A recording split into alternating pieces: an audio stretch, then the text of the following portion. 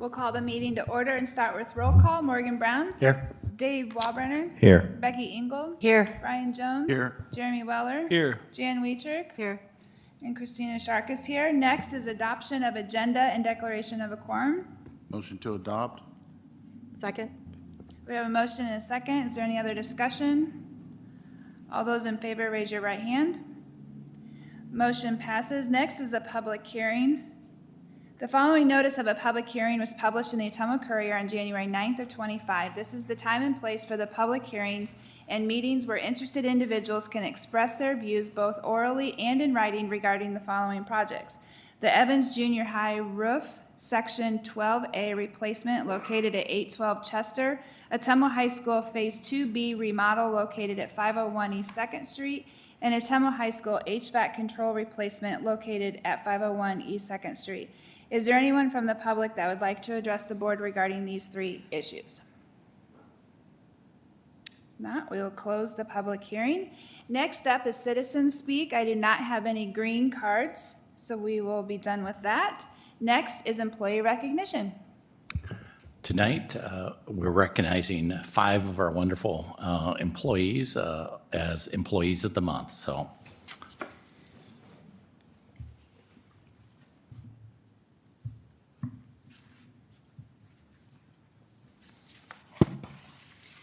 our Employee of the Month recipients are selected from nominations submitted through an open form online. Each month, the committee chooses up to 5 recipients to include those who meet the criteria of continuously demonstrating going above and beyond for students, staff, and parents. We welcome you to submit your nomination through our form titled Employee Nomination Form, found under the quick links on our website at ottumwaschools.com.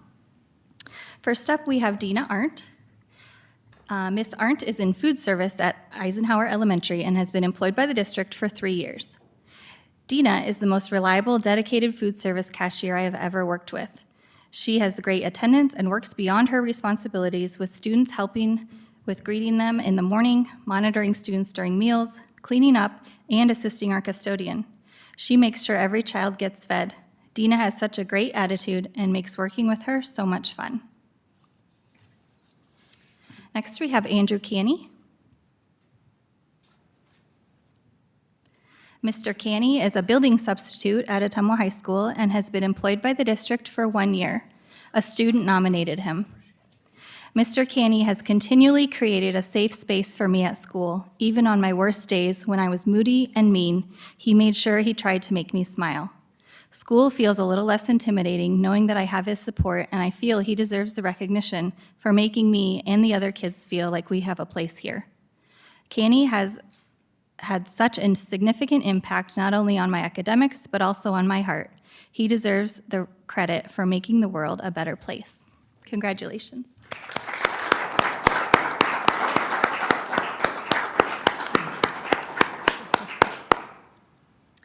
Next, we have Pam DeBoer. Ms. DeBoer is the band and drama teacher at Liberty Intermediate School and has been employed by the district for nearing 24 years. She was nominated by a student. Ms. DeBoer is super fun to be around and is really nice, funny, and just a great teacher in person. She can relate to us kids because she uses some of our slang like, "You guys ate," or "You guys get 1,000 aura points for that." Every kid loves that, and we think it's funny. Even when Ms. DeBoer was under the stress of the musical during show week, she still answered all my questions or things I needed help with. I'm super glad I've got to have this experience with Ms. DeBoer, especially being my first year, and I really hope Ms. DeBoer gets the recognition because I think she deserves it a lot. Congratulations.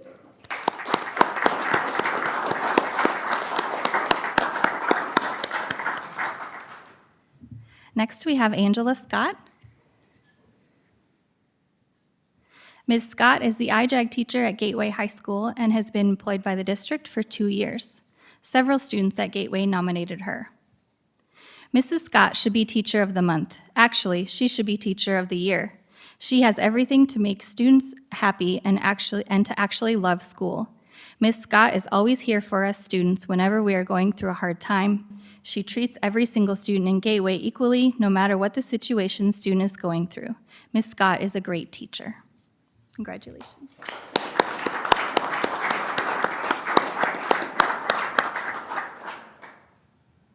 Next, we have April Stalker. Ms. Stalker is an associate at Wilson Elementary School and has been employed by the district for 4 months. She was nominated by 2 of her colleagues. April is a fabulous addition to our Wilson staff this year. She has stepped up in so many ways and supported several roles within the building, checking in with teachers and supporting them anytime she has a spare minute, and has made some great relationships already with our students. April is a very reliable hard worker, and she knows that her days are almost never the same, yet she rolls with the change from day to day with ease. We are grateful to have Miss April and all her energy at Wilson. Congratulations.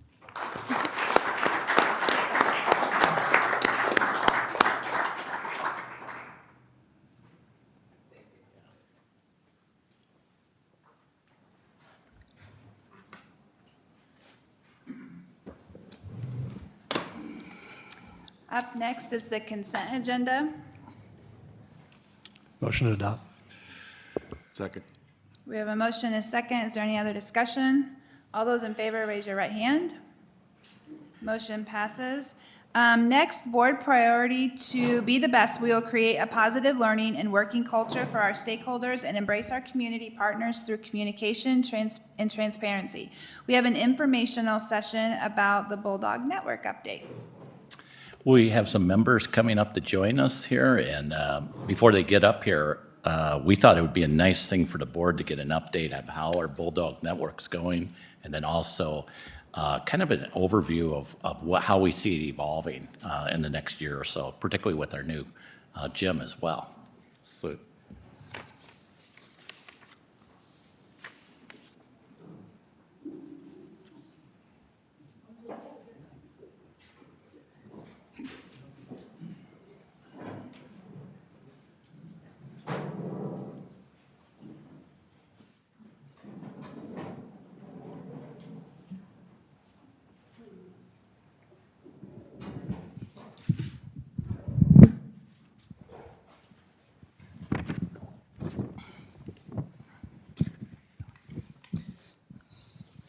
All right. Hey, well, thanks for having us. We got lots of help tonight. I just wanted to start, kind of kick it off a little bit. We'll introduce ourselves. If you start down there and introduce yourself.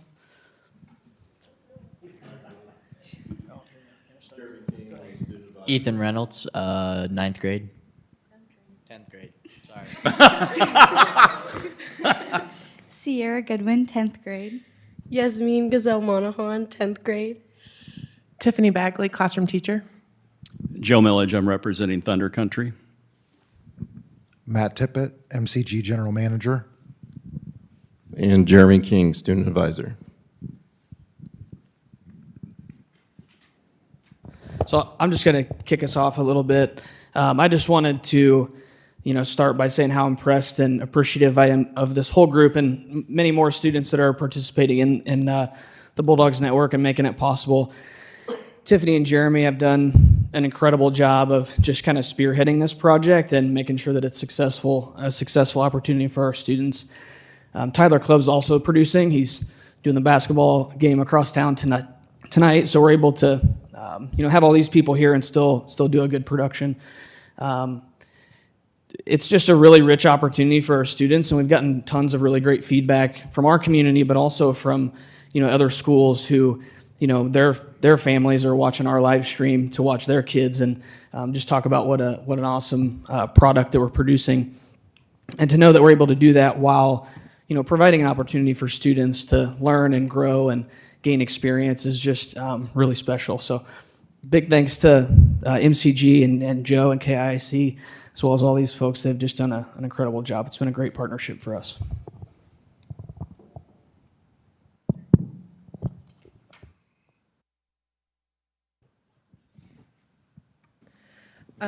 Okay, so I'm going to go over the stats of what we've done so far this year.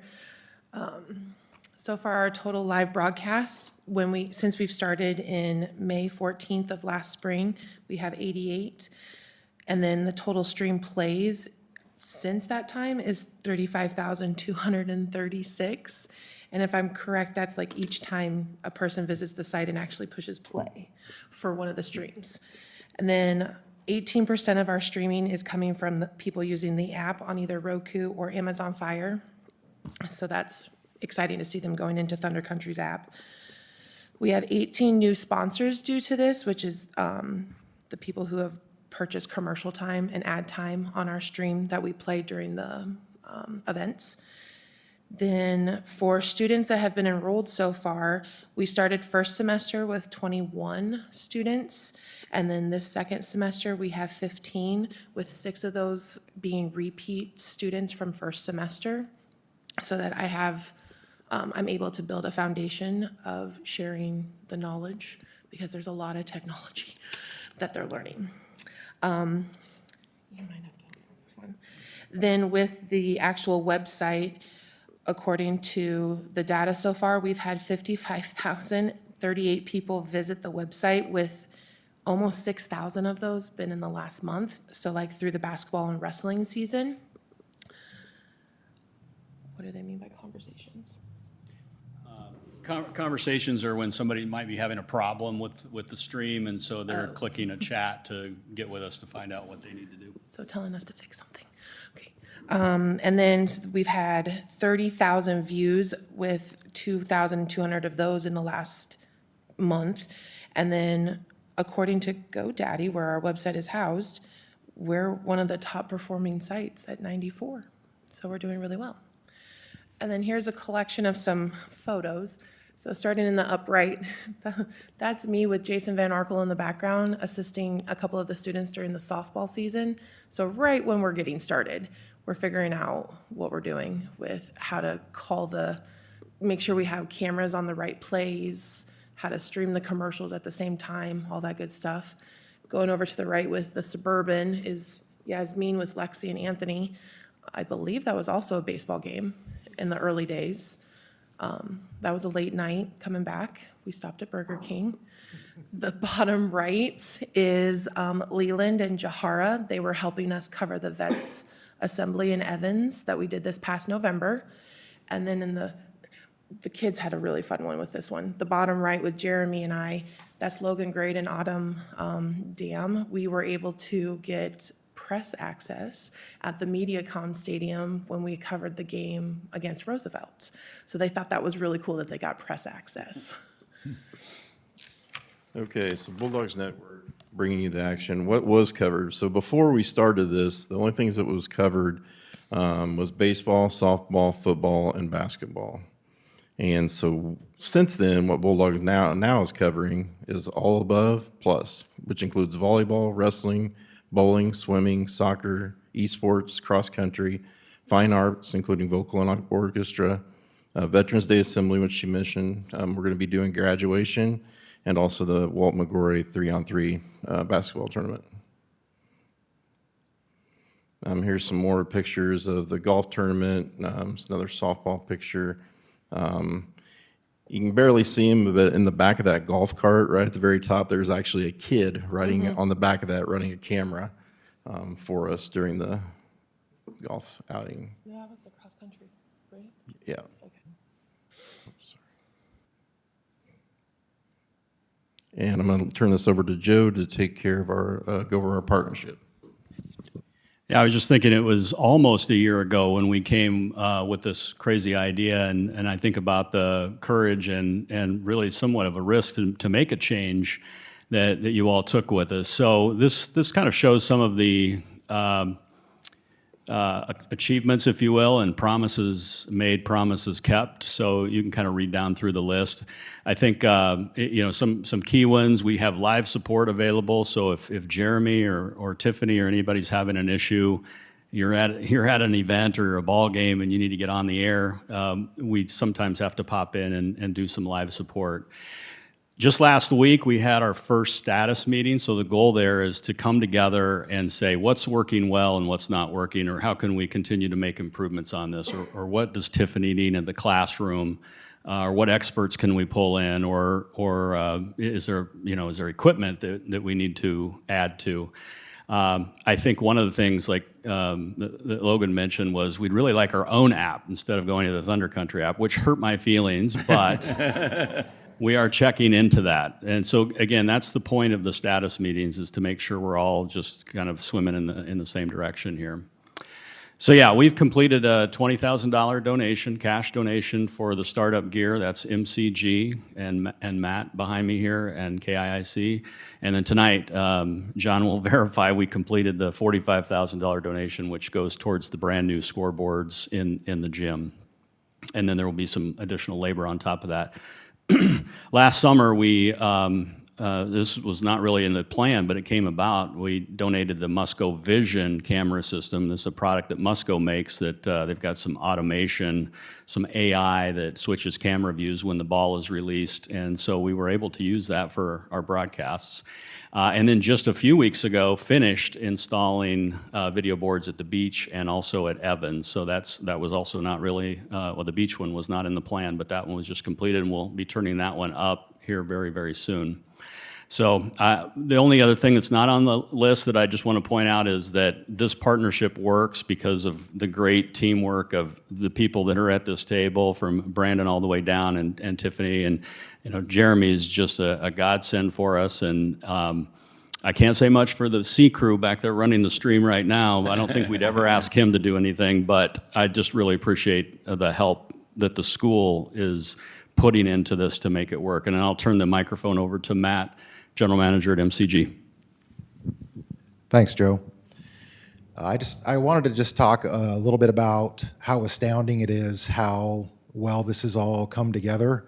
You can sit in a lot of meetings and think you've got the T's crossed and the I's dotted, but then you see the implementation and the stream clicks and the enthusiasm for it from the community.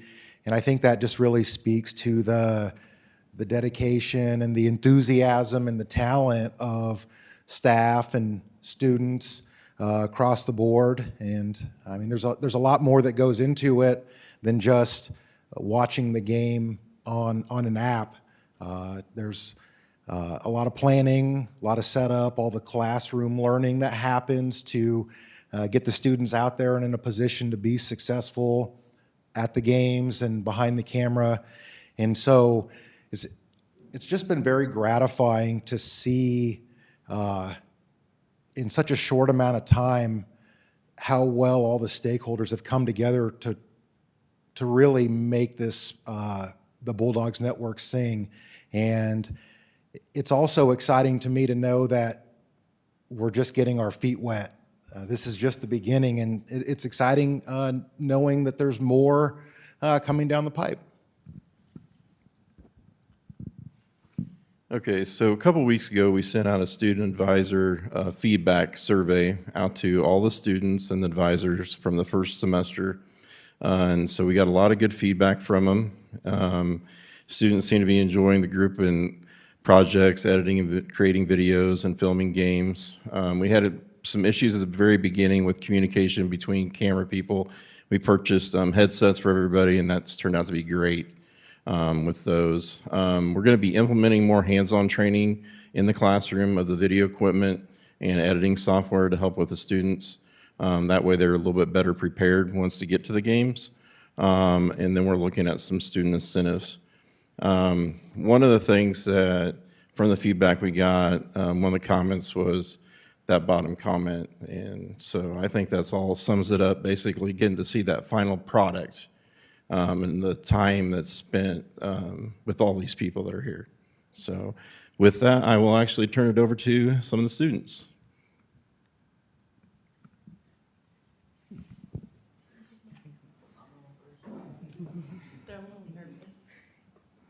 All right.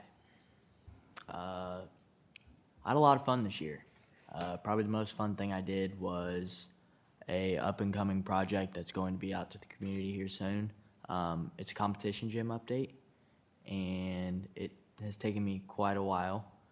Brought a lot of setbacks and problems, but it's in the making and should be out soon.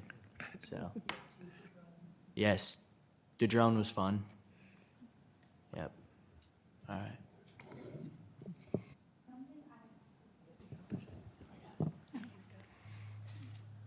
Something I learned during this whole experience was that I got to use a bunch of new editing platforms I've never used before, like Canva and Adobe Express, and all the behind the scenes like rules with the camera and like expectations that the public has. It's a lot more than I thought it would actually be.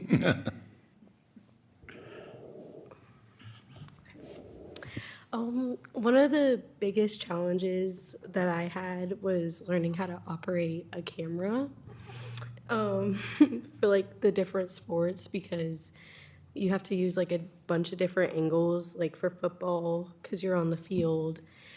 And for like volleyball, you're up in the balcony, so like there's 2 cameras. And then for like baseball, I had to learn the rules. So it was like it was kind of hard.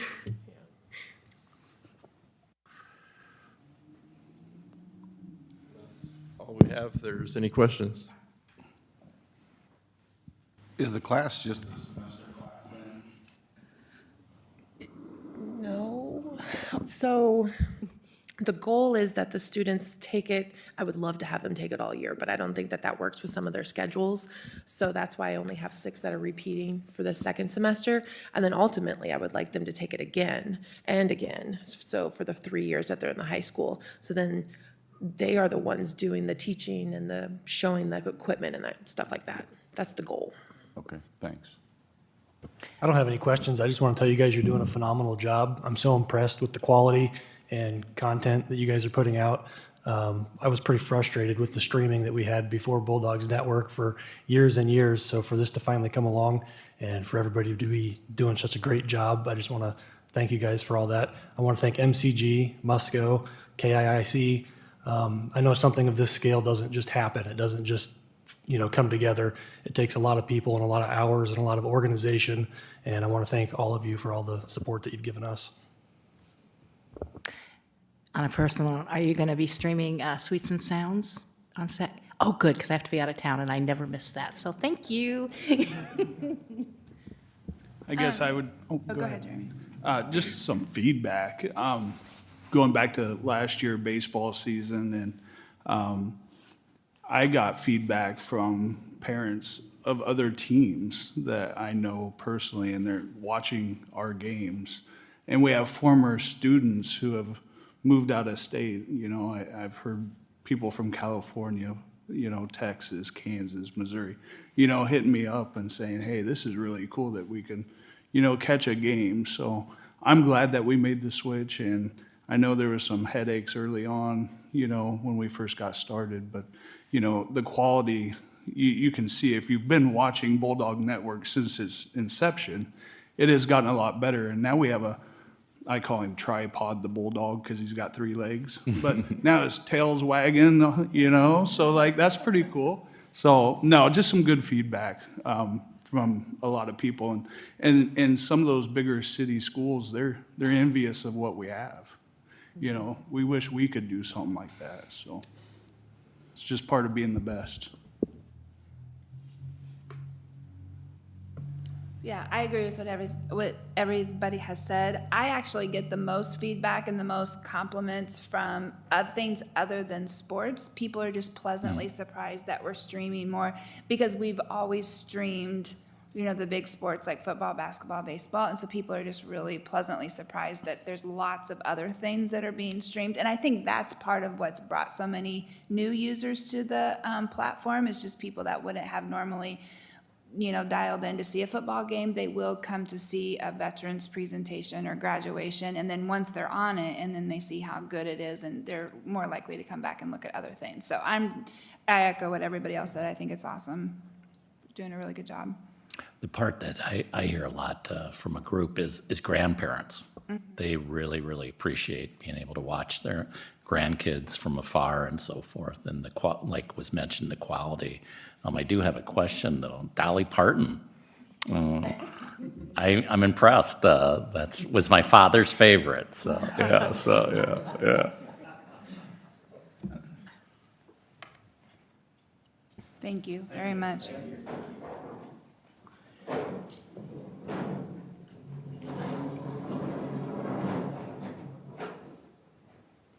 Okay, up next, board priority. Through the board's financial stewardship, we will provide operations, technical, and curricular resources to staff, teachers, and administrators so that all students have consistent and sustained achievement. We have a few action items here. The first one is the Ottumwa High School Phase 2B Renovation Project Award. Okay, and I can actually go through the next two since they're kind of similar, and then any questions in between, just feel free. A quick update, these two projects are a couple larger ones. Kind of give you an idea of the process to get to this point. Iowa Code Chapter 26 provides the rules we have to follow. So you guys received an overview of the projects and approved a resolution on December 16th.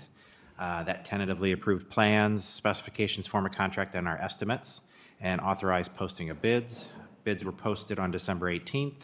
Those submissions were due January 21st, and they came in and were reviewed last week.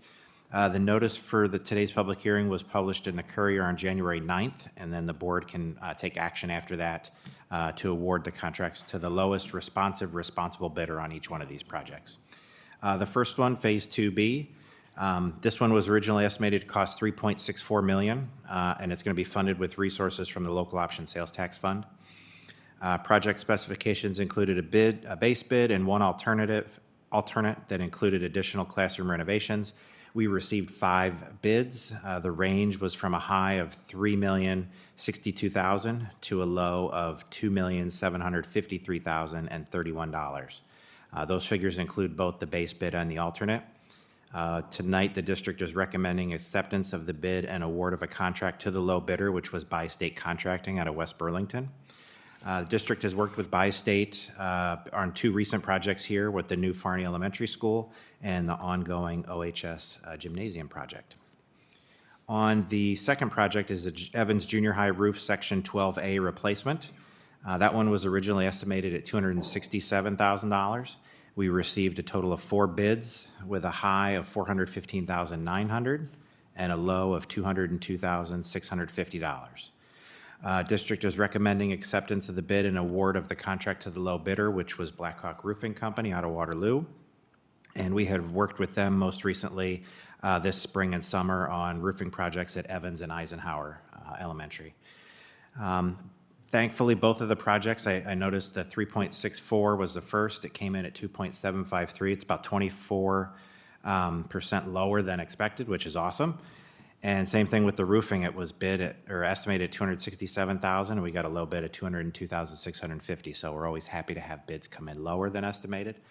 Also happy with the number of bids. Received 5 on the Phase 2B project and 4 on the roofing project. Pretty good results, and I'd be happy to answer any questions the board has at this time.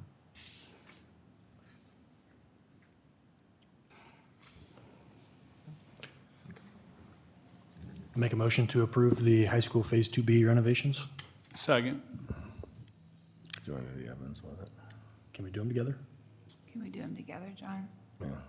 You can, the Phase 2B and the roof project was the other one, so you can make a motion for.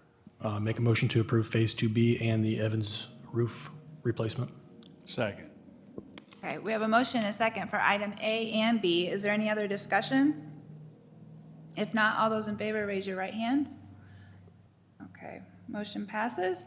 Next is the Eisenhower Secure Entrance with Landon. Yeah, this evening we have a presentation. As the board knows, we've kind of really made a priority of safety in our district and have designated a lot of funds to upgrade our safety and security. And one of the initiatives we had was to put in secure entryways at all of our schools. And I'm glad to report that by finishing off Eisenhower's, they will now have a secure entrance like all of our other schools. We also are in the process of finishing up at the high school too, the secure entryway up there too. And that's turning out very nicely as well. So tonight we thought the board would enjoy an overview of kind of what the project's going to look like and some timelines. So I'll turn it over to the group. Perfect. Thanks, Mike. Thought we'd allow some quick introductions. David Eaton. I'm currently the instructional tech coach as well as behavioral strategist at Eisenhower. Burton, I'm a 3rd grade teacher. Not working. Let's try this again. Krista Burton, I'm the third grade teacher at Eisenhower. Perfect. Dave and Don are out tonight, so you get me to discuss this project. Thought I'd just give you a quick overview of what we're looking at, the spaces that would be involved in this. Obviously, the current Eisenhower entrance, when you go up to it, if it wasn't for the paw prints on the ground, you probably would not know which direction to enter the building in. It's unique in the way that it has double doors on both sides of this building. And so one of the things we wanted to do was really try to draw attention to a secure entryway for the project. Inside, once you are allowed into the building, you're essentially directly in contact with students. You're in the hallway. And that's what we've gone away from at all of our other buildings. We want that vestibule where we can run people through Raptor, see if they have a background before we allow them in with students. So this kind of fishbowl, as I call it, that Roxanne works behind really doesn't accomplish what we're after. So we're looking to change that. Here is our proposed design. The proposed design, just to kind of set some background and get you in the kind of the right area, calls for repurposing the current music and art room, which is the area that you're looking at that says Dwight D. Eisenhower on the front of it. That's currently the art and music room. And so when you were to come in, this is the area that the secretary would be sitting in that would have direct access to the nurses station, which is just back behind them. Again, keep in mind these are renderings and schematic designs, so if you see any furniture or anything in there you don't like, I don't love all the furniture they chose to put in there either, but it gives you the idea of what we're after. A lot of times the secretary could play nurse and if the nurse is out, so we wanted those to be in close proximity to one another. This is a view, that window that you see there would be looking over the Eisenhower parking lot, just so you know where we're at. Over where you see the plant on the right-hand side, there's a door right there, and that's where the visitors would funnel through. Just a quick preview of the nurses station. We chose that location for the nurses station also because there used to be a restroom actually in that facility, so there's some existing plumbing that's in that area we're going to be able to repurpose. So here's kind of the secure entryway as you walk out. So over on the right-hand side is a conference room and principal's office. And you can kind of see the vestibule that's built into there. Again, similar to any other building, when you are buzzed through the first set of doors, the second set of doors that you're looking at would be locked, and you'd be forced to go to your right and go into the building and see the secretary. From the outside, again, bringing out the building, Eisenhower Elementary, kind of a canopy. Again, this isn't finalized, but this is what we're after in accomplishing, funneling everyone through this single point of entryway, both in the morning, students as well, and visitors throughout the day. Once you're through those double set of doors, if you're a staff member, you can go directly down the hallway, and that is currently the door that gets you into the music and art room. That would then get you into the rest of the building. What we're looking at here is the Eisenhower principal's office and conference room. This is going to be kind of similar to Wilson, where we incorporate a conference room into the principal's office as another space for an elementary building to meet.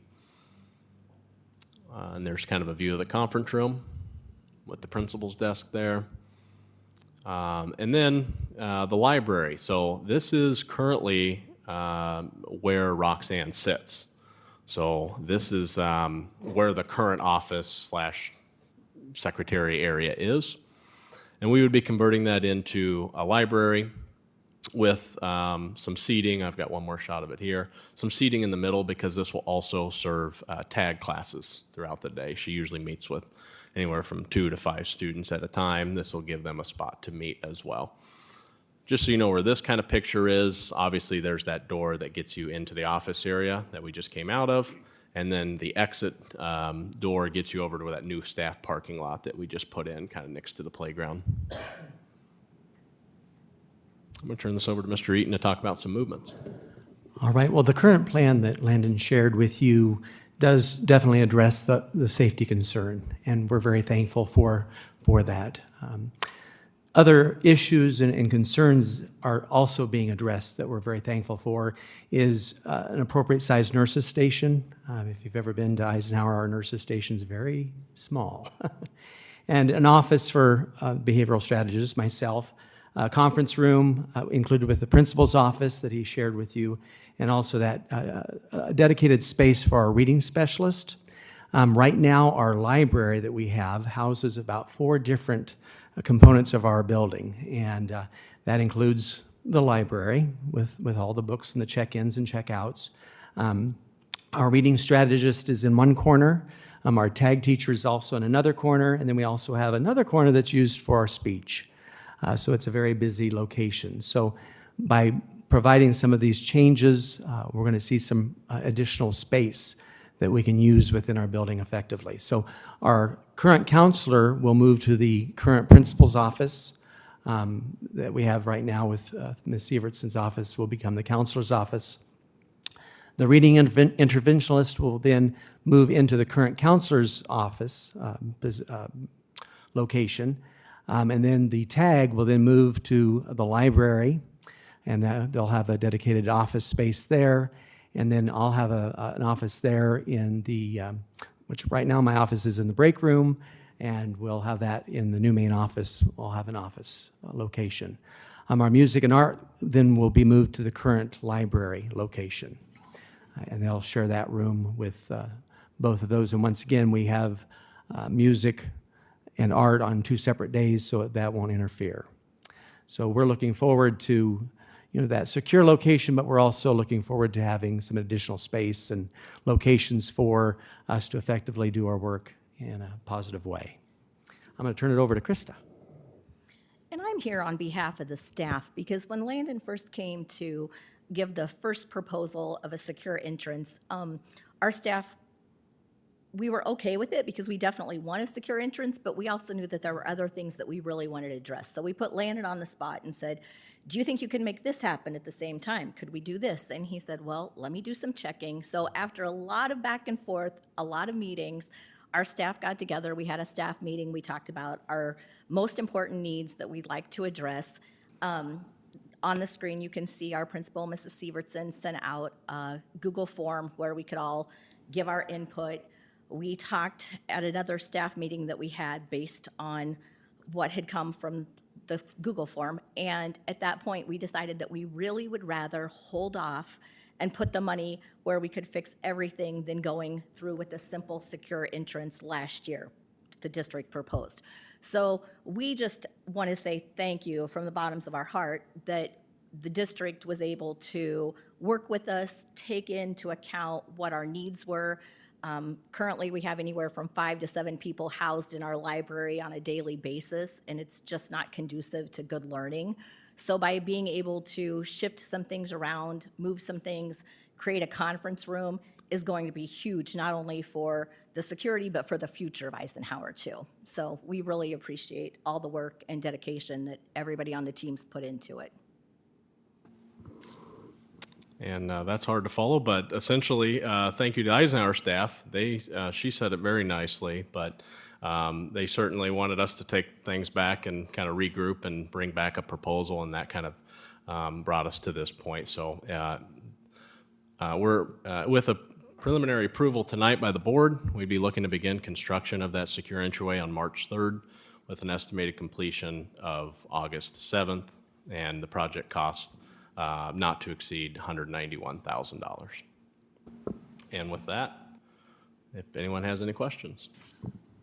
Landon, could you go back to the slide where it shows you coming in from the parking lot, that first set of double doors? Oh.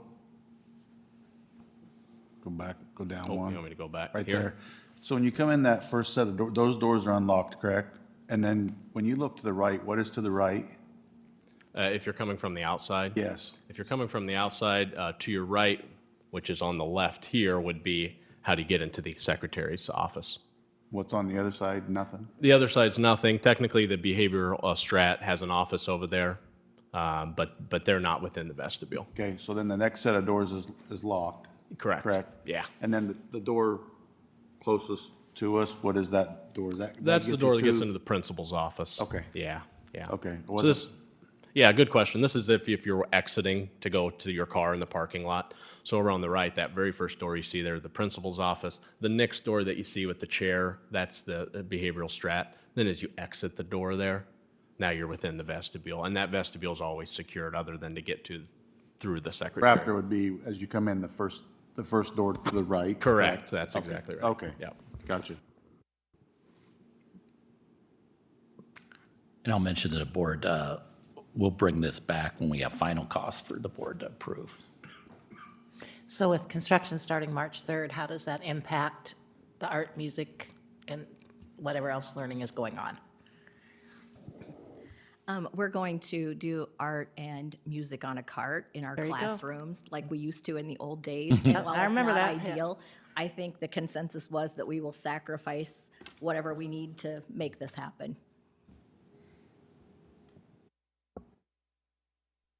Yeah, thank you, Mr. McGrory. We'll be bringing items back to for your approval on the consent agenda as we put bids out with your approval tonight. So you'll see them again as we put bids out for the electrical scope and all the other scopes of work. Make a motion to approve the entryway project? Second. We have a motion and a second. Is there any other discussion? If not, all those in favor, raise your right hand. Motion passes. Next is a time clock plus expansion with land. Okay, this one should be short and sweet, but the district recently partnered with Power School. We have kind of two different components. One does hourly employee tracking, and the other one does like absent management, keep track of your vacation and time off and all those types of things. Since we have purchased both products, the original product of Time Clock Plus now has the capabilities to do what they couldn't at the time that we purchased it. So we're really just looking to consolidate into a single platform with Time Clock Plus. And we were able to get out of our current contract with Power School and Smart Find Express. So we're just going to be trying to improve that and consolidate into one system. And I think that staff will appreciate that. If we don't have any questions, do we have a motion for this? Make a motion to approve Time Clock Plus expansion. Second. We have a motion and a second. Any other discussion? If not, all those in favor, raise your right hand. Motion passes. Thank you, Landon. Next is superintendent report. Thanks, Christina. I have 3 items for the board. The first is, as the board knows, in my update, I kind of asked if you could think about a date that maybe we could have a board retreat. 2 suggestions, and I should say board work session.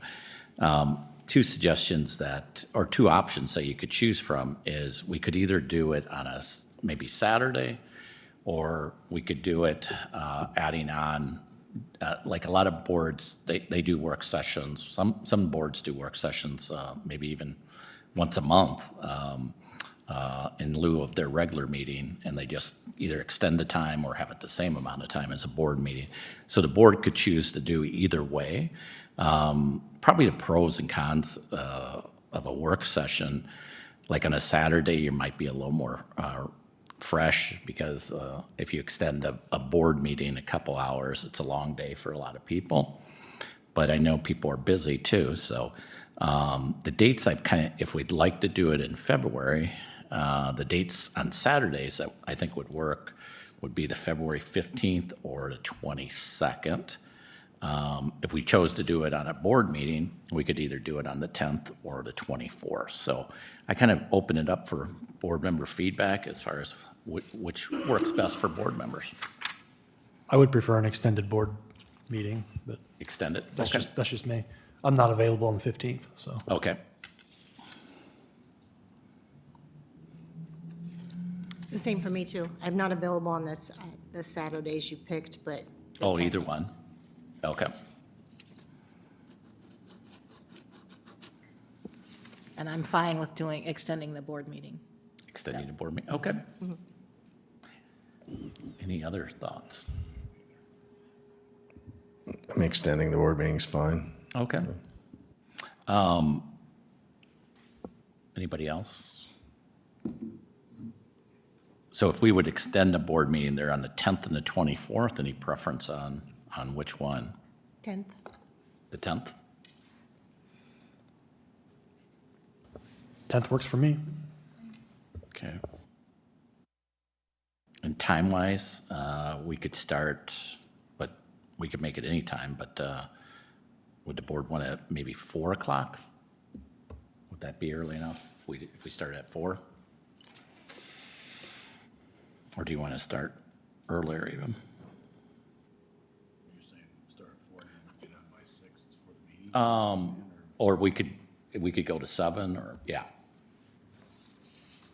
You're not constrained by, Or do it after the meeting? Is that an option or no?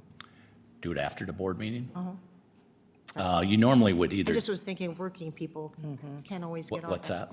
Everyone who works can't really get off Oh, necessarily I at got you. 4. Oh, okay. You're saying maybe, Jan, Do it. start at 6 and just go to like 9 or something, 8:30. I don't know. I mean, I, Or 8. Board meeting in that night, is that what you're suggesting? We'll call it a work session. Right, but no Yeah, regular meeting. yeah, and I'll probably propose to the board to have it, usually like a work session, maybe you will go to off-site area to do it.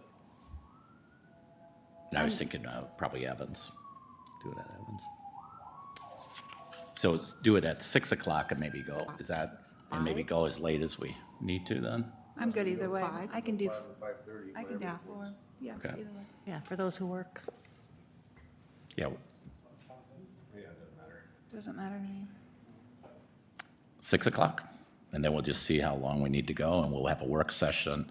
I'll probably, like I said, I'll recommend we do it at Evans, and then I'll get that information out to you. And if you have any questions, just let me know. Thank you. And the next thing I have is Mike Stevenson's going to join us. As the board knows, we're looking at sending out some communication, probably twofold. One is for our families and our stakeholders. With some of the recent potential changes or changes in immigration issues, it has caused some concern, some anxiety. So districts have been sending out information to really try to explain what is happening and what that means for schools and so forth. And then you also have this other element where for our staff, it's caused some anxiety because they're wondering, what things they can do and what things they shouldn't do and those type of things. So what we plan on doing is going through tonight, Mike's going to share kind of 2 drafts of letters that we'd like to send one to our stakeholders and then one to our staff. And we really want the board's feedback. If there's anything you'd like us to change, we have vetted it through, like our lawyers, we've vetted it through a lot of other school districts, language they have used, but we've also incorporated what we're hearing from our staff, our parents, their concerns as well. So we've really tried to personalize it to our school district, but also learn from other school districts. And so this is kind of what we've come up with, but it's a draft. We do kind of intend to send this out probably, honestly, tonight after we, make the corrections, because we know we have a lot of staff and we have a lot of families that have a lot of questions, and we want to get this information out to them as soon as possible. So I'll just turn it over to Mike. Jeremy, can you start with the communication for the parents? Like Mike said, we talked to a lot of teachers and other school districts, our legal counsel, our diversity advocate team, to get a sense of what we needed to communicate to parents, what would be important to help reassure them that we're educators and we want to do everything we can to make their kids feel safe and welcome. And we have a responsibility that in the event that law enforcement did show up at our doors, that we would comply with federal regulations. So we wanted to make sure that we could reassure our parents of what our roles and responsibilities were. And then we had the communication that we have for our staff. The big thing for our families is we want them to know we do have processes in place that if ICE, Immigration and Customs Enforcement, were to come, that we would expect them to share their credentials, share their information, just like if anybody were to show up in our school, we would expect them to go through the Raptor system. I don't know how many people are out there trying to impersonate ICE, but we'd want to make sure that they had everything that they had necessary to be in a school.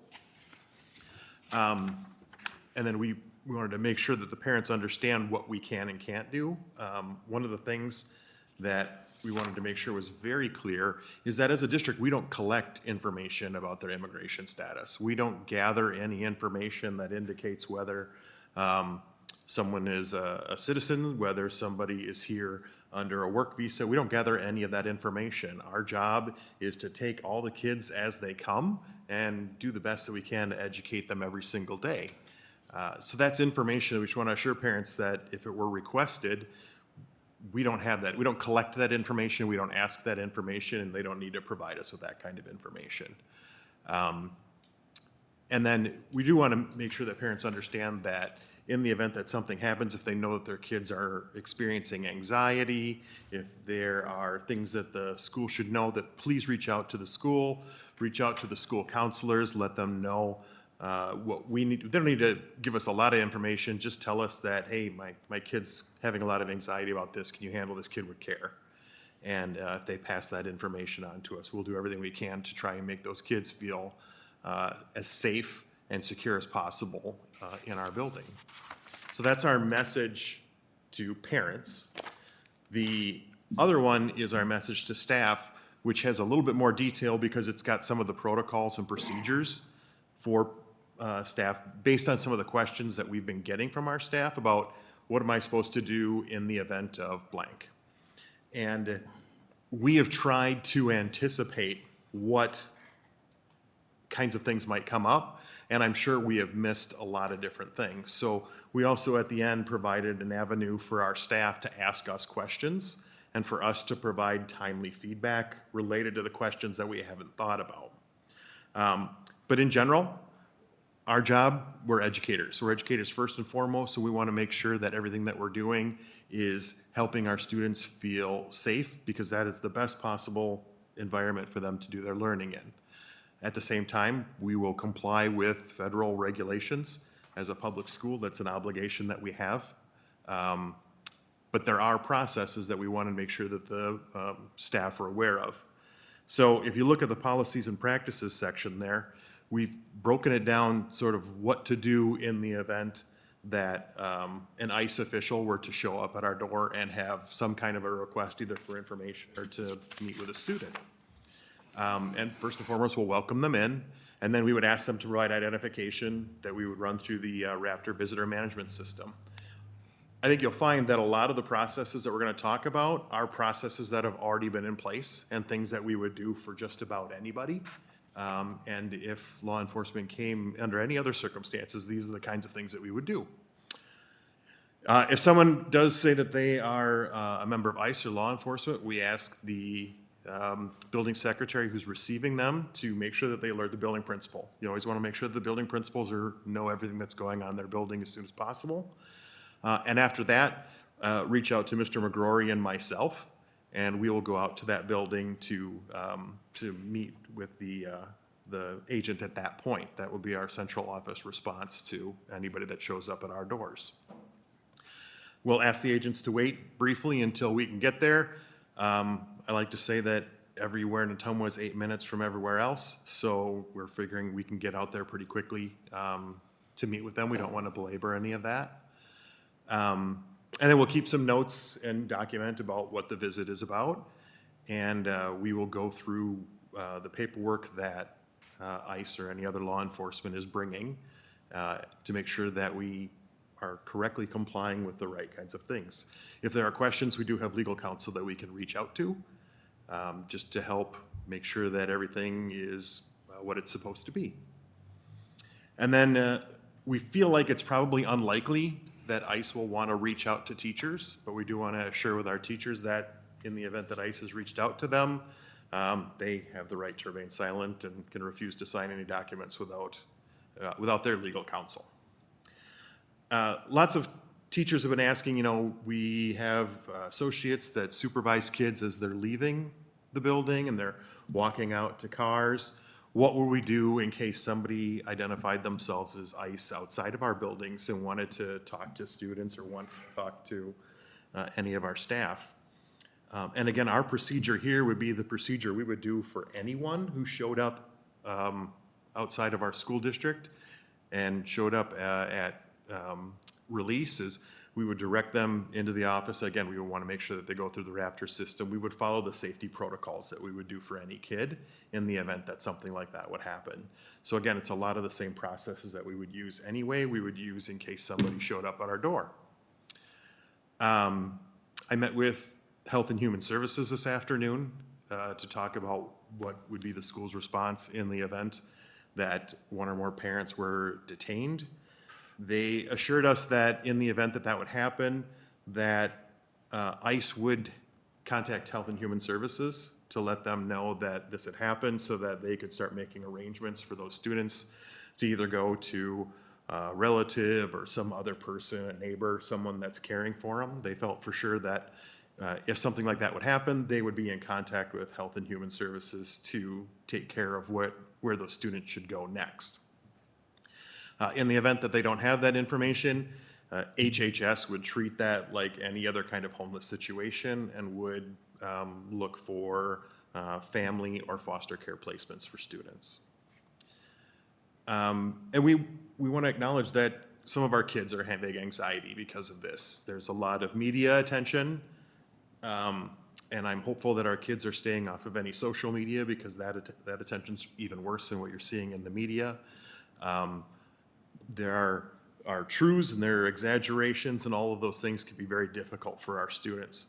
So we just want to make sure, again, that we have school counselors in every building available to talk to kids. We have family support workers that could help parents find things like counseling or other levels of support to help our students, in addition to just making sure that we're always reassuring our students that school is a safe place. And then lastly is if parents are asking the school about ICE and immigration. And we want to be really careful that we remember that we're educators and we're not lawyers, to make sure that if parents are expressing some of those concerns, that we have a script for our staff to be able to talk to parents about those kinds of questions.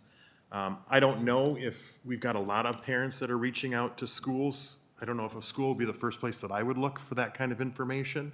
But in the event that parents are doing that, we're just asking our staff to, we've given them some words that they could use in working with those parents, maybe to help steer them into a better place for legal advice. We want to make sure that we're very clear that we're educators and we're giving legal advice or support or opinions really isn't our place.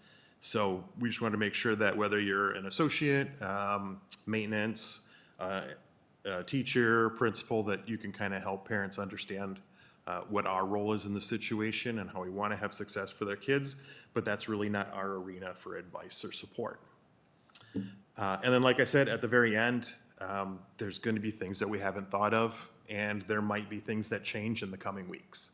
So this is an avenue for our staff to ask questions through that Q&A form, and then we'll actually continue to update. We'll kind of curate all of those questions and put together our question and answer of the best information that we have at that time for staff as new questions come up. I anticipate that some of the things will be multiple staff asking the same question, so we'll take that and we'll kind of build that into one question and one answer and make sure that this is available at all times to our staff.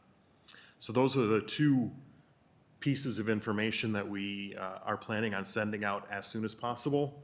A lot of school districts are sending out information. A lot of school districts are sending out different things just in order to make our parents feel that they're important to us, that their kids are important to us, but that they understand what our processes and procedures are. Before we open it up to board questions, what I'd add to that as well is that I think two goals we have is that, and one is language that is in one of the letters is we are, we're working from the premise that we're going to comply with all federal and state regulations, and we will. But within that, we also want to be support for at our building level. So tomorrow we plan on going to every building and personally going through the process with we know this causes anxiety for our secretaries, our principals, and our staff. So we'll go to every building and we'll walk them through the process we'd like them to use. And I think the process really takes the onus off the building in a lot of ways and puts it on the district as far as managing and helping if those situations arrive, which we don't know. We just don't know if those will. But we want to make this where it's as anxiety-free for our staff as we possibly can. One of the things that Mike and I have talked a lot about is like with FERPA, for a staff member, they really can't say, a teacher can't say a lot about a student because of the privacy rules anyway. But we want to make sure they know what their rights are and what they can do and so forth. So there's just a lot of unknowns. I think a fair question would be is, should we have put something out earlier? I've really been watching what other school districts are doing, and I think this is the time to do it because we really didn't know up until probably the last few days, Thursday, Friday, Wednesday, what made sense to communicate. And I think some districts that maybe communicated early now might have to go back and re-communicate and update. And what we didn't want to do is that gets really confusing for families. It gets really confusing for staff if you're constantly changing what you want them to do. And so we think this is the right time to get this information out, and we think it's crafted in a way where it addresses kind of our goals that we have for both our stakeholders and for our staff. So, but like I started is we really want your feedback on anything you'd like about it, and anything you want us to add or delete, we're certainly open to that. So, any thoughts from the board? I was glad to see that there is a plan in place if parents are detained and can't pick the kids up at school. That's one thing that I've been asked by a couple of different people. Mm-hmm. They're worried about their kids. Yeah. And I've had some teachers say, I won't tell you what they've said. Well, yeah, the two biggest concerns, we're really trying to listen to our families. The two biggest concerns right now that we're hearing is the concern that my child may not come home, or the concern that my parent, when I get home, may not be there. And so those are the two biggest we're hearing. I guess a big thing for me would be to really hammer home on this with our associates and stuff that are in the district, and we have a lot of them, and they move around quite a bit, I think, with different students. And in today's times, I think what would worry me the most is the approachment of somebody that's outside when they're taking them to a bus or something like that, because when things like this, big things like this arise, and people tend to step up and do different things like that. So I think, our teachers are all going to know through all this, but just making sure we hammer home when our associates take those kids out and do stuff that, because it'd be pretty easy for somebody to put on a vest and an associate or anybody be intimidated by a person. So that'd be a scary thought for me, I think, is making sure that we got those associates covered. We talked about that a lot, is making sure, really for an associate, if they're in that situation, all they need to do is refer them to the office, But we need to make sure, we need to make sure they know that. It'd be like anybody coming up to an associate on the playground or something, But you're right. But you're right, the element that, when they get to the office that they have to show is identification and so forth. But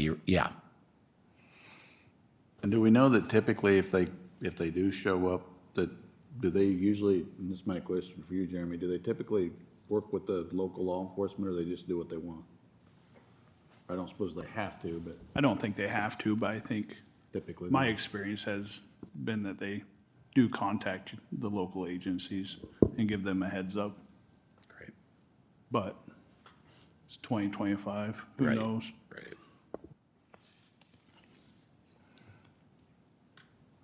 Anything you want us to add or more missing, or any thoughts on that? Any concerns about us sending this out then later today?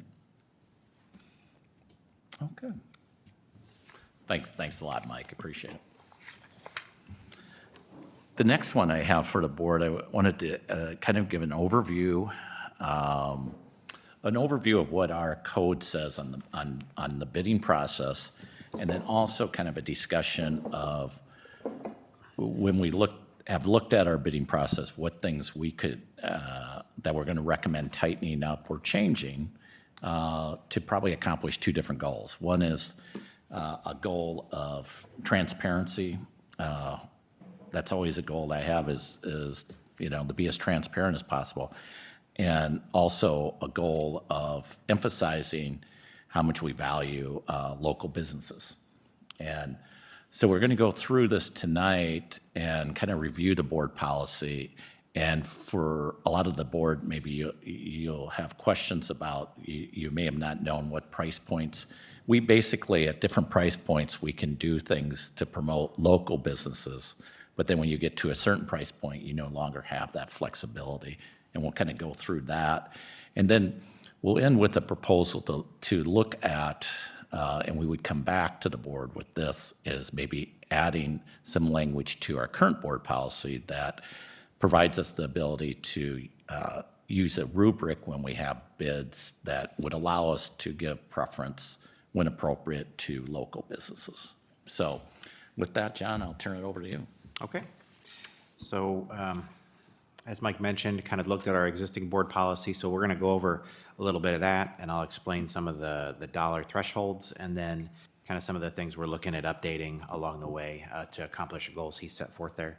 So our current board policy that deals with this is 705.01. We last reviewed it in 2022, and I'm just going to touch on the threshold. So up to $25,000, the board policy allows the superintendent to authorize those purchases prior to board approval, and this is to keep the smaller projects moving along.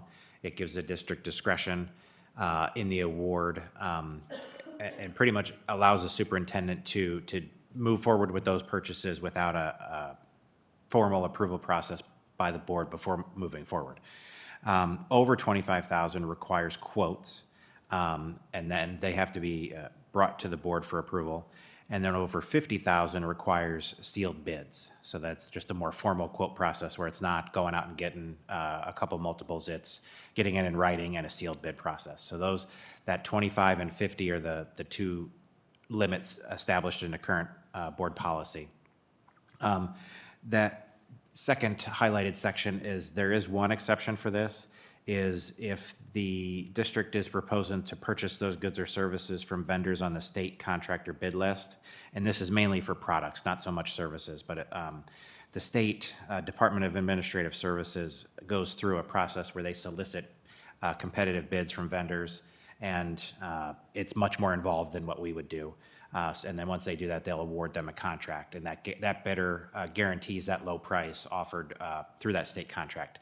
And so we can use that because it's unlikely that we would be able to get better than that since that process is a pretty good one. So we don't do that very often, but with some purchases, we have a vendor that's on that list, and we can go through with that. The next tier up gets into the public improvement. So once a project, a public improvement is going to be estimated to be $82,000 or higher, and that number floats. The next two numbers I'm going to give you float. They're updated on an annual basis by the Department of Transportation, and that's what the state considers a public improvement threshold, $82,000. That means that you have to follow Iowa Code Chapter 26, which lays out the process to go out and solicit bids, and it's kind of what we followed for the two projects that were approved tonight.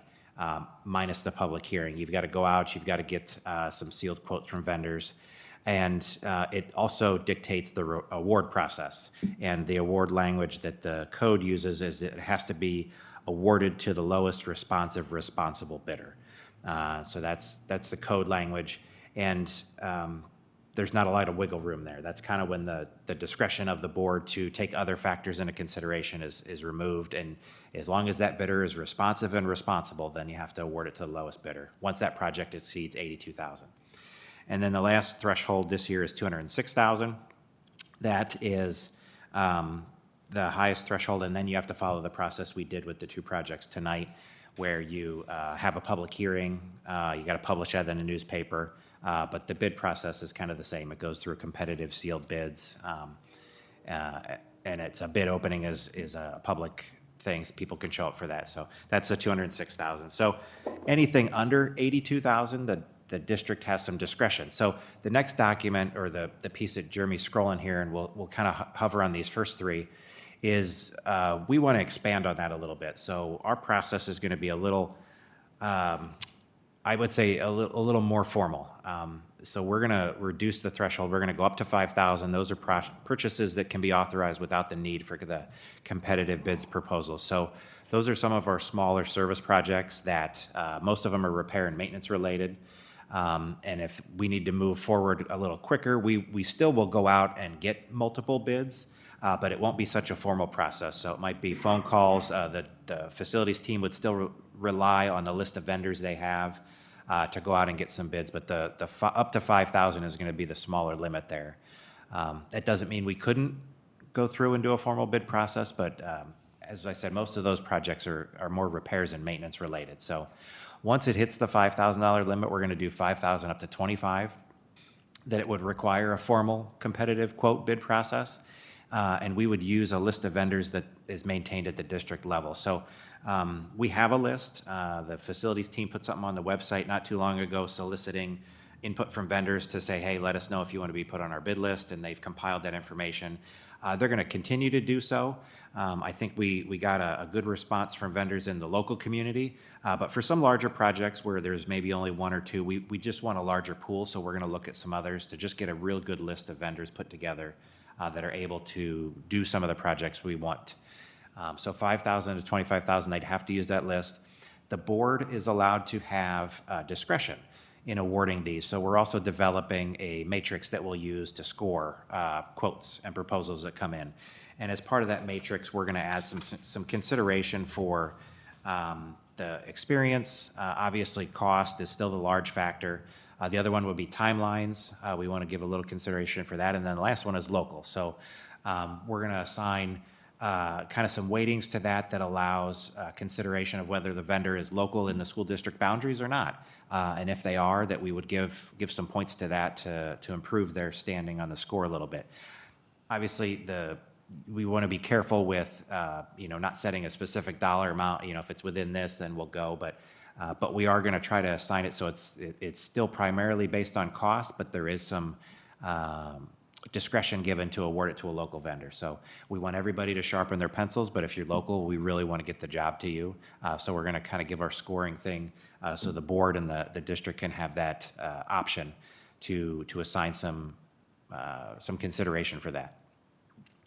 Those purchases under 25,000 can be authorized without prior board approval, so that's in the current policy. We'll still go through that process and we'll still score it, but the district can move forward on those based on current board policy without having to have a board meeting first. So that just helps move things along. 25,000 to 50,000, kind of the same thing. We'll use the list of vendors. The only real difference there is that before we can move forward on those purchases, we've got to bring it before the board to approve those contracts over 25,000.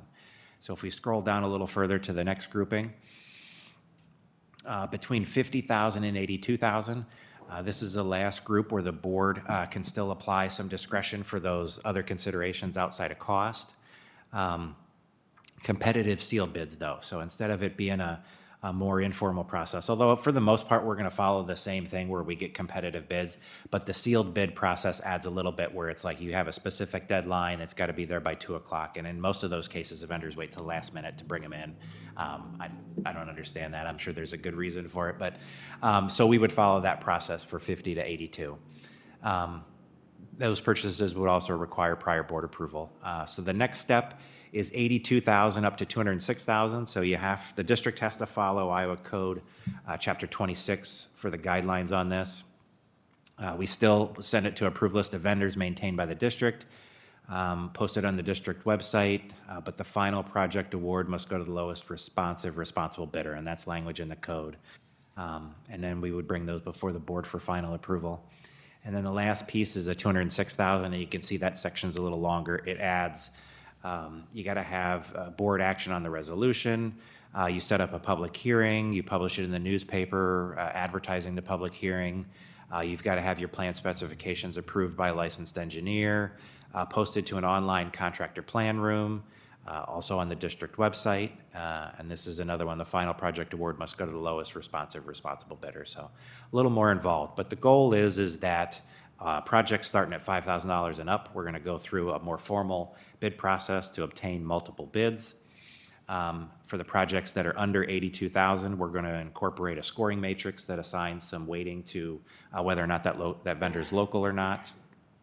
A couple other things, just putting in writing there that all project costs, all projects expected to exceed $5,000 have to have a kind of a more formal estimate put together, whether we're going to go out and have somebody else do it or we're going to do it internally. So just kind of requires a review to get some quotes for product or get an idea if it's going to be over that 5,000. Every project has to do that.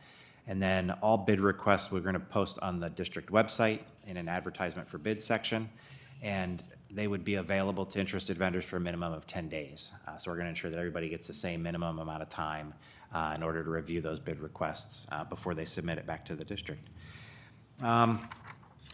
Finally, as Mike mentioned, after putting these together, we would welcome any questions or anything, but our plan is to come back at a future board meeting and kind of update our board policy, that 705.01, update that language in the top section that just makes it a little clearer that the board is going to give preference for vendors within the school district's boundaries, that local vendor thing. You've got the right to do so. We're just going to make sure that it's a little clearer in the language. And outside of that, we're going to just incorporate that document that goes through those stages and make sure that that's how we move forward with our facility projects. John, I think the only thing I'd add to it too is just striving for transparency is we'll also put in your board packets, like anytime we accept bids over 25,000 that we're recommending to the board, that you'll get a chance to see all the other bids. Yep. So you can see that. What we probably won't do is make that public. And the reason for that probably is I don't think our vendors would like that to be public, but it gives our board members a chance to see how many people bid and what the bids were and so forth. So, and then, you know, also if we implement this new policy, you can see when there's times that we award that maybe because they're local, how we implement that and so forth. So, yeah, and do the bidders get to see the other bids? What's that? Like if I bid on a project, do I get to see the bid I lost to?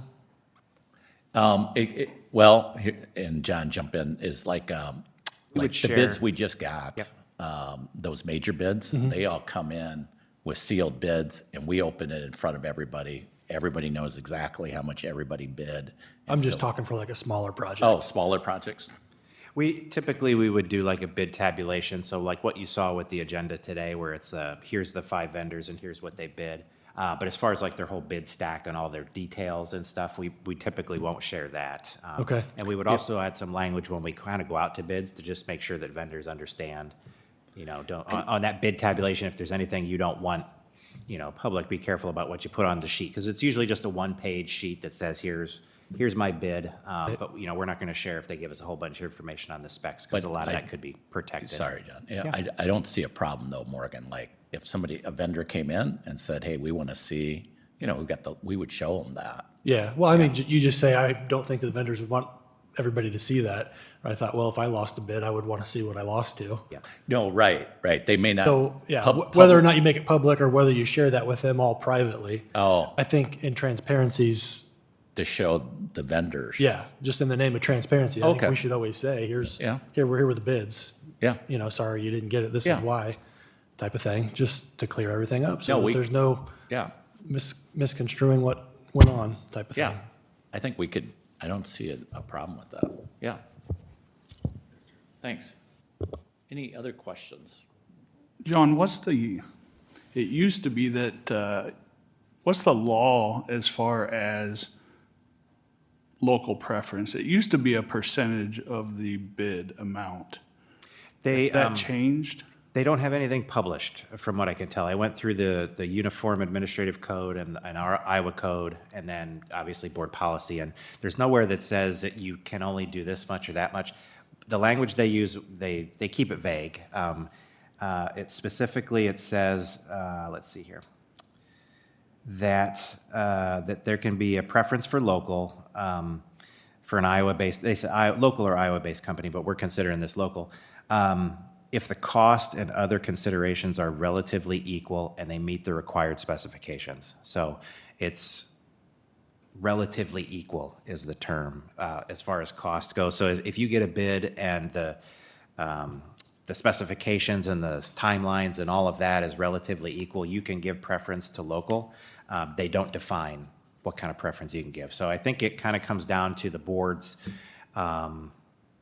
obviously we have a fiscal responsibility, but at the same time you want to keep some money in the community. So it's just balancing that and figuring out a good spot. So we're going to work on kind of the scoring of it so that it is a factor, but it's not so much that if you had a $10,000 project that a local vendor could bid 15 and win over a $10,000 bid, 50% higher just because they're local. So we want to try to find that balance to make sure that we're still being fiscally responsible, but give preference to local. And going back to my city council days, and maybe it was our legal guidance, I believe it was 2% it had to be within 2% for us to Like I award said, a local I contract. couldn't find anything that seemed specific for local preference for school districts. The cities may have different, I know they do have some different rules to follow on some of the projects. If it's, and horizontal and vertical infrastructures have different rules. Most of ours is just, we consider it all vertical. We don't do road work, so. But like I said, I didn't find anything. And I'd spoke with several districts kind of in our UEN group that are similar sized, and a lot of them just kind of use that same vague language, but nobody really nailed down to say we do this percent or that percent. So it really kind of comes down to what the board decides they want to do. And I think part of the reason a lot of districts use the vague language is that's what the Iowa Association of School Boards recommended policy, isn't it? Yep. But I think you raise a good point, Jeremy, is like the last thing you want to do is strive for transparency and then become less transparent. And so that's why we wanted to create a rubric that we'll bring back to the board when we do the board policy, where it's clear so people don't think, they understand how we're doing it, because sometimes you don't want that much vagueness because it creates more or lack of transparency. Yeah, and I have a tough time with it because how many times have we tried to put things out for bid and we only get out of town? And if you start taking that local preference, and I went through this years ago, then all of a sudden these out-of-town people won't give you a bid on stuff. And then you are kind of stuck with trying to find somebody or hoping a local place would do it. So I just want to know that we're going to be very careful and transparent as we move forward with this, because I'm not a big fan. Believe me, I want to do everything local, okay? But to your point of what you just said, I don't want to be paying 15 when somebody would have done it for 10. Okay, now if we give it local at 10.5 or 11 and somebody was going to do it for 10, that's different. But I also think doing that may hurt us down the road with people that are willing to bid our projects. No, that's a good point. It's just about finding that balance, because we definitely don't want to price out regional companies, because as many of us know in Ottumwa here, in a lot of cases, we're limited on options for projects, and hopefully that changes someday. But for right now, you do mention there are several projects we just get one or maybe two, and we're always in favor of more competition, but it just it usually saves the school district money and helps us fiscally. So it's just a matter, we definitely don't want to shut the door on regional bidders, because in a lot of cases we need them, but we just want everybody being competitive together. So I think we'll find a good balance. We had 9 bidders tonight, and I think only 2 of them were local. Yeah. Jeremy, I don't disagree with you. My concern on, like you said, on some of those projects, you put things out to bid and the only people that respond are out of town. And I've talked to some people around town. This isn't everybody's experience, but I have heard from certain people that they're like, well, I didn't even know that was being bid. Where do I go to find this stuff? Who do I need to talk to? to have somebody give me a call and say, hey, we're bidding this, would you like to put a bid in? So I think as a district, we could also do a better job reaching out to people locally and saying, here, come sign up, get on our approved bidder list so you get these notifications when we're bidding stuff. That way we can kind of ask our local vendors to give us prices better than we have in the past anyway. I don't disagree, and I think we sat here about a year ago and said the same thing when we had another issue. Hey, local people, come and sign up. This is how you do it. Go to our website. And that was a year ago. If they're still not doing it, But I don't know that many people watch our board meetings. Maybe to your point too, Morgan, is that one of the things we plan on doing is for each category, let's say it's cement or whatever the category, we're going to research where we try to get 6 to 8 vendors for every category we have. And then anything we have under that category that we're bidding out, we'll send it to those people. So we're going to try to get as many as we can, and then we'll send it to those people so they can choose whether to bid on it. One, for example, that we have trouble getting vendors, blacktop would be one that we don't, there's just not a lot of people that do that right in this area. But so then we'll expand the area so we can, send it out to some areas, Oskaloosa, Mount Pleasant, those, and try to get 4 or 5 at least that might be interested in bidding on it. So I think to your point, Jeremy, I think that's why the rubric's so important, is to get a percent that doesn't dissuade, non-local people from bidding. So I think like John was saying, we'll probably look at that rubric. We'll incentivize local people, but it won't prohibit, hopefully, non-local people from bidding it. So it won't be as significant enough where a non-local person would say, I don't think that I want to bid on that. That's our hope.